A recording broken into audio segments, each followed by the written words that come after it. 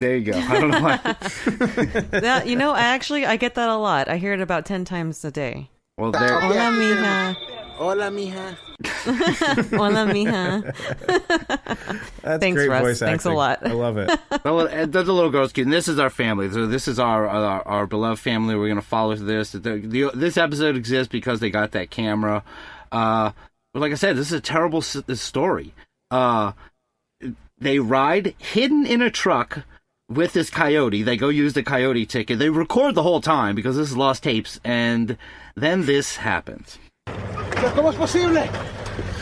Con mi familia nos está matando. Having been deposited in the middle of the desert, the Ramirez family attempted to reach the border and cross on foot. She lost the camera there. Ven, mija. Oh.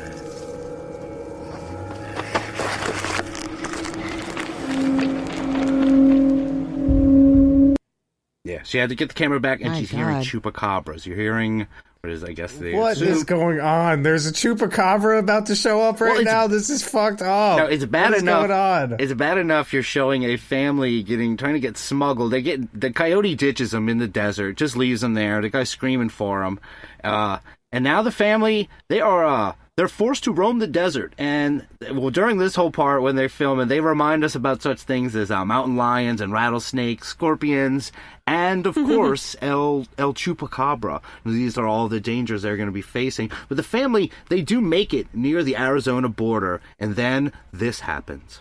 Oh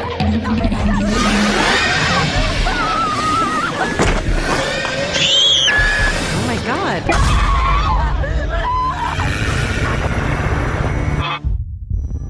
Holy shit! It got him. So that's really it the. As far that's massacre. It was it. Wait, so the chupacabra finally killed people?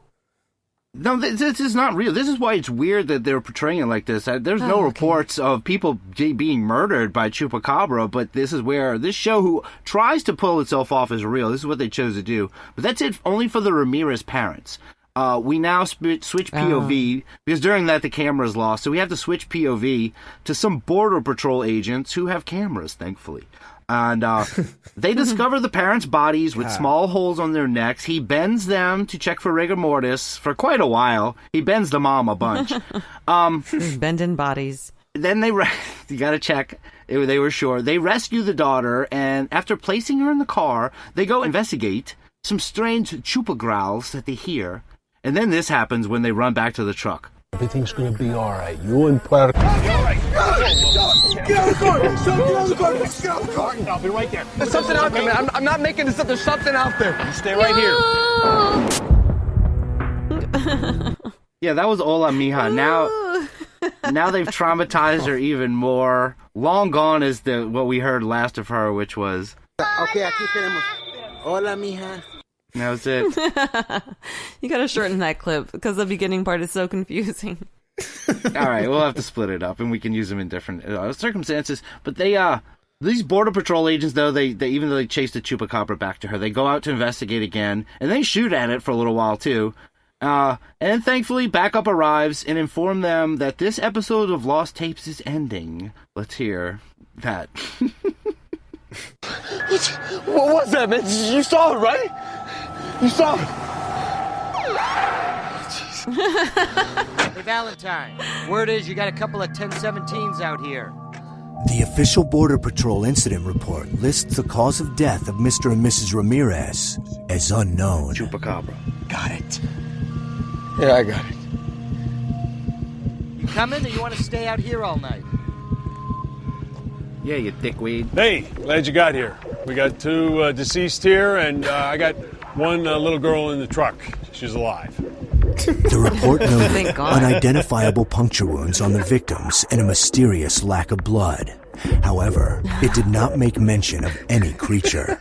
To this day, Agents Valentine and Santino refuse to discuss the incident. Ava Ramirez was returned to her grandmother in Mexico, plagued by nightmares of a creature that science still refuses to recognize. But like so many other witnesses, for Ava, it was all too real. Whoa. That sucks. Damn. So the little girl has to go back to Abuela, and she just has to have nightmares about monsters killing her parents. That's... Oh. Hey, man, at least it's nightmares, and at least she lives to have nightmares. Well, you know what happened to that little girl after, though? When she grew up, no. she got here, she turned into a Chupacabra. AOC. Oh. Now let's shift gears now. Oh God, Russ! Lost Tapes isn't exactly hard-hitting news, but you know what is hard-hitting news? That's right, the news. From Houston, Chupacabra's coming in live. Let's hear it. Every once in a while, often, sometimes, someone swears they have seen the mythical Chupacabra. Yeah, sometimes they even catch the creature on camera, or what they think is the creature on camera, like one man in Houston. KPRC's Phil Archer spoke to that man about his unusual discovery. Could it be a blood-sucking Chupacabra is on the loose?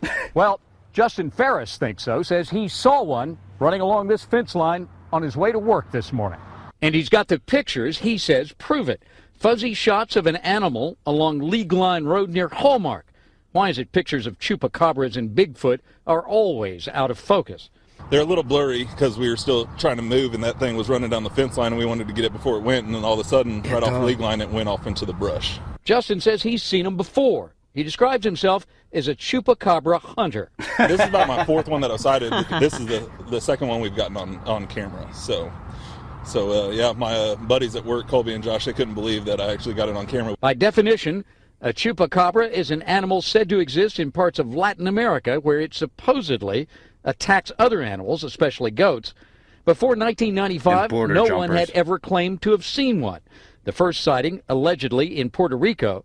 There have been thousands of sightings since then, but none has ever been verified, though you'll find a lot of folks on the internet who claim to know what they look like. Josh says he knows. He says he shot this Chupacabra in Central Texas 7 years ago. Wow. He shot one. Yeah. How does he know? I mean, did he collect it after he shot it, or? Yeah, he's just got it. And that's the thing. Did y'all notice, Justin, the Chupacabra hunter, great news guest, but mythical and legendary start getting thrown around a lot when you think about it. The thing is that Chupacabra isn't that old yet to be called a myth and a legend. That always strikes me in any of these. They're always saying the legendary. It's like, dude, it was like less than 20 years ago, and we don't even know what it is.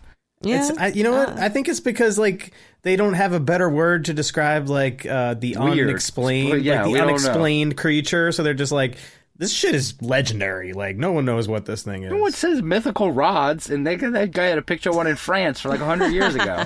The rods aren't sucking. The rods aren't out there sucking people's blood. The rods start sucking. No, the blood, rods are getting sucked. Yeah, there should be a rod sucker out there to keep those rods in check. That could be the worst. If a rod got sucked, that would be the worst. Come on, clean it up. Let's No, it's more though. The news is much like Rob's story. The news is still getting hard, and this hard news. What's hard news without experts, right? Well, they have an expert handy. Oh, yeah. And here she is. I want to show you a picture. Okay. We asked for an expert opinion from Susan Schmaltz, an animal rehabilitator and the director of the Wildlife Center of Texas. Can you identify that animal? Yeah, I would say that's a coyote.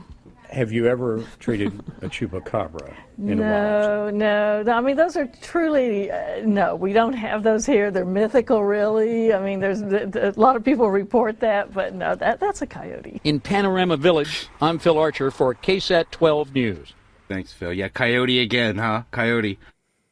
Yeah, no. I don't understand, where people even got the idea to be like, oh, it's a dog-like creature. Says who? I don't people either. They just want to see chupacabras. Or it could be tigers. Nothing it could be tigers, not coyotes. It's more likely tigers than these things, but fortunately, Houston isn't the only place that's getting chupacabras on the local news. And here is a great story from Kentucky, home of what, guys? Shit, Kentucky. The goblins, baby. Yeah. Oh yeah, fuck. Let's Sorry. hear. Damn, I'm slacking. Well, is it the legend, a folk legend, or has a local farmer actually found proof of the mysterious Chupacabra, an elusive animal said to feed off the blood of livestock? Well, That question has residents in Nelson County buzzing after a farmer captures the unusual animal. So far, that can't be explained. WLKY's Ann Bowden went to Nelson County and to see the farm and see the animal herself. Okay. She joins us now with more. And before you get going, was it as unusual as residents are saying it is? Rick, I really cannot explain it. It is hard to explain it. And unless you see it in person, pictures really don't do it justice. It is just freakishly weird. And you don't know how to explain it, whether it's a chupacabra or not. Yeah, this lady, they go there and they've got this little animal. They don't know what the heck they're looking at in this Kentucky story. This is weird. Yeah, I mean... Okay, chupacabras wouldn't be in Kentucky, so I think people just really want to see a chupacabra. I don't know. What? That looks like that's E.T. I think anything small and furry and weird and crossbred to look weird is a chupacabra. Yeah, they're like, oh, what is that? It's a chupacabra. No. It's like monkey, lizard, dogman thing. We're going to find out more about these weird Kentucky chupas. Let's hear. Just looked unusual. That strange creature moved closer along Mark Cawthorn's farm home, causing him to look through his binoculars. He even called his wife to look as well. But the more they looked, the more unusual it appeared. Well, it's something strange, so I'm going to get my rifle and shoot it and get a close look. And I'm glad I did because it's, I don't know what it is. It's been anything from a big rat to the legendary Chupacabra. Legendary. The Chupacabra. It's been a mystery since 1995, with sightings all over the U.S., from Texas to Maine. The legend says the elusive dog-like creature attacks livestock, bleeding them dry of blood, their favorite being goats. The sightings and mystery has made the animal infamous, and it's no different at the corner coffee shop and bakery in Bardstown. At first I thought it looked kind of like a dog, but it had a really funny head and kind of a nose that kind of looked like a snout. When I looked like at the picture, I brought it up close to me. Man. It was hairless. Did you see the picture? Yeah, okay.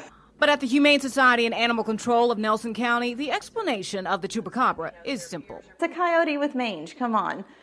Yeah, duh. This lady. Yeah, well, it's not a fucking coyote, for one, so yeah, stop. Look at that mouth. Look at the mouth. It's not a coyote. Come on. Yeah, just stop trying to call every little weird thing a chupacabra, because now you're making the things that are chupacabra-like sound ridiculous.